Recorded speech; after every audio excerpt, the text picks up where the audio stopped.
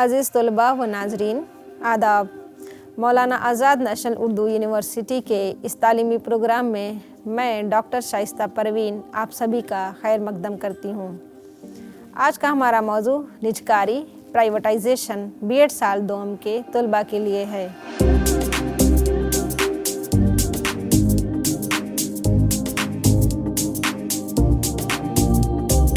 आज के सबक में हम ये जानने की कोशिश करेंगे कि निजकारी का मानी क्या है, निजकारी में कौन से निकात शामिल हैं, निजकारी की तारीफ़ क्या है, निजकारी का क्या मकसद है। मिल्कियत, जायदाद या कारोबार को सरकारी इदारे से निजी शोबे में मुंतकिल करना निजकारी कहलाता है। लेकिन निजकारी एक वसी तस्वुर है और मुख्तलिफ ममालिक में इसके मानी मुख्तलिफ हैं। निजकारी लिबरलाइजेशन का एक जुज़ है। निजकारी किसी भी मुल्क की मईशत के लिए अहम है, क्योंकि यह मार्केट में मुस्बत मुकाबला पैदा करता है और रोज़गार पैदा करता है। यह निज़ाम तलबा, सर्विसेज और तालीम के मेयार को बेहतर बनाकर ज़्यादा से ज़्यादा मुनाफा हासिल करने का काम करता है। निजकारी अंग्रेज़ी ज़बान के लफ्ज़ प्राइवेटाइजेशन का उर्दू तर्जुमा है। उर्दू में प्राइवेटाइजेशन के लिए लफ्ज़ खांगियाने का भी इस्तेमाल किया जाता है। निजकारी से मुराद वो अमल है जिसमें पहले हुकूमत के ज़ेरे इंतज़ाम या महदूद इदारों को ऑपरेशनल मैनेजमेंट के लिए निजी कारोबारी या इदारे को मुंतकिल किया जाता है। इनके गोडके ने निजकारी की तारीफ़ इन अल्फाज में की है। इस्तिलाह आम तौर पर उस अमल से मुराद है जो किसी मुल्क की माशी सरगर्मियों में रियासत या सरकारी शोबे की सरमायाकारी को कम करता है।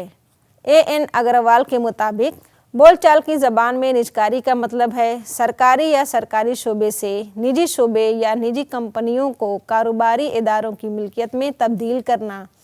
मिल्कियत की यह मुंतकली अवामी शोबे की इकाइयों के पूरे या एक हिस्से के लिए हो सकती है।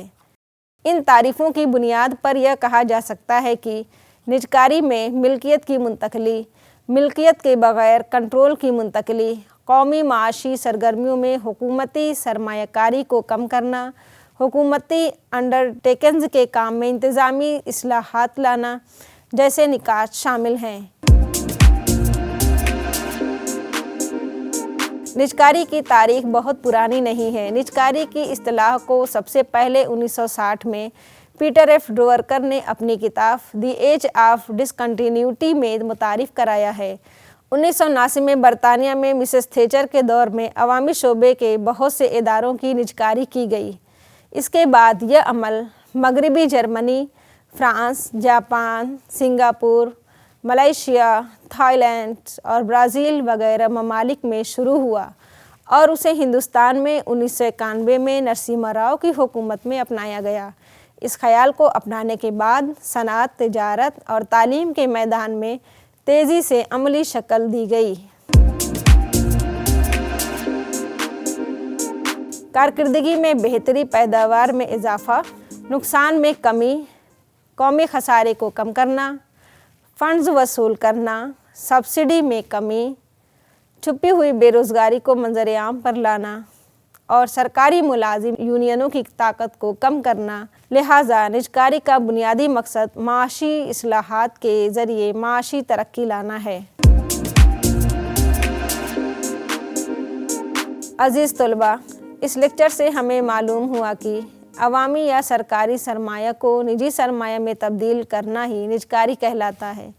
निजकारी का तस्वुर बहुत पुराना नहीं है, बल्कि इसे 1960 में पीटर एफ ड्रोवर्कर ने मुतारिफ़ कराया और हुकूमत हिंद ने 1991 में इसे अपनाया। निजकारी का मकसद माशी इस्लाहात के ज़रिए माशी तरक्की लाना है।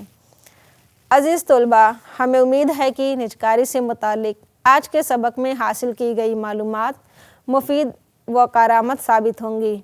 इस मौजू से मुतालिक मज़ीद मालूमात हासिल करने के लिए आप स्क्रीन पर दिखाई जाने वाली कुतुब का मुताला कर सकते हैं।